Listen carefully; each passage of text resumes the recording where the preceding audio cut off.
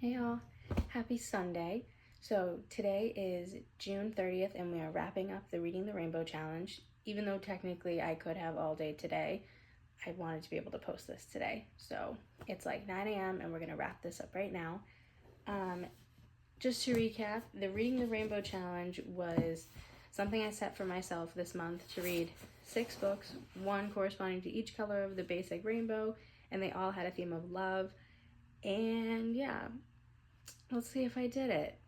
Spoiler alert, I didn't. I did not finish all 6. So, I read the red book, the yellow book, and the green book. I did not get to these 3. So, it's kind of a fail, but I feel like it's a successful fail because I ended up with a 5-star read, and I read 3 books off my physical TBR, so I'm really not that mad. But let's talk about the books. I'll give my ratings and my quick little reviews on all of them, and then I want to know down below if you did this, how many books you got through, if you found any 5 stars, if you found any 1 stars, which I really hope you didn't. I hope you just DNF'd those. Don't even finish them. Seriously, don't. It's not worth it. But yeah. All right. So the first book was Dear Haiti Love Alani. This book took almost all month to read, and it kind of dragged at certain points for me, but I still ended up giving it, I think it was a 3.5 in the end. And I realized while I was reading this, can you guys see this at the bottom? Okay, the uncorrected proof, not for sale. I bought this at a used bookstore and there was a sticker over this, so I did not know that it was an unedited proof, and now I feel like that makes so much sense for why it felt like it was dragging. And I still gave it a 3.5 because I really, really loved how the country Haiti was portrayed in this. I felt like it was honest and beautiful, and I really appreciated that 2 sisters wrote this book, and I do believe they're both Haitian American. I feel like that's what it said in the back. I know they are the children of immigrants, and that was definitely evident in the book. But I think if this had not been the uncorrected proof, I might have given it a higher rating. So if you've read this book and you had the real version that was supposed to be on sale, let me know what you thought of it. Still impressed. Still might check out some of the other books if they have any more, but I'm not even sure if they do. Then I jumped right to the yellow book because I wanted to read this so bad. And oh my God, it 100% lives up to the hype. I was a little worried because everyone that talks about this book is like, oh, it's a 5-star or a 4-star or a 4.5. It's so good. No, they're right. It's so good. This is a 5-star, 100%, hands down. Yes, it is about the boy next door, but it's so much more than that. If you really pay attention to the book, it's not just about the boy next door.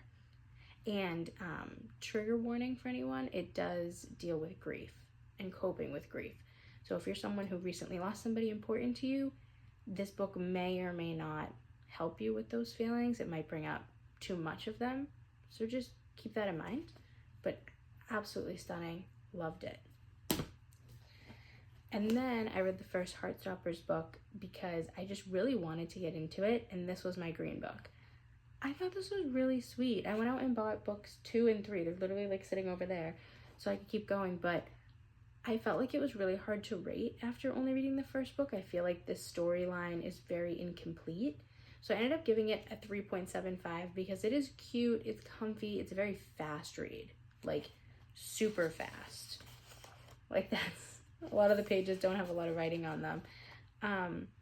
But I still think it's worth picking up, especially if you're someone who likes graphic novels, or if you're someone who has an unrealistic reading goal in your life like me. Graphic novels will help you reach that reading goal, hopefully, right?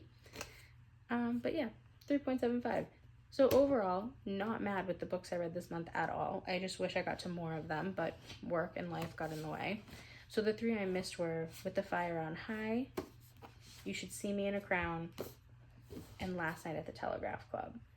So if you have any suggestions on which one of these 3 I should go for next, I'd love to hear it.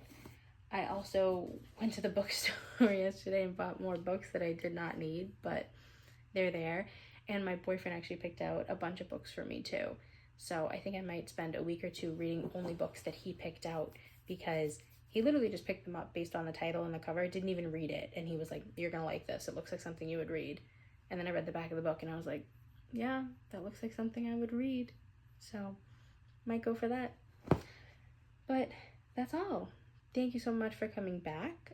If you made it all the way to the end, let me know what your favorite color is down below and drop like an emoji that represents it. But I don't care what the emoji is, like anything that represents that color. All right, thanks.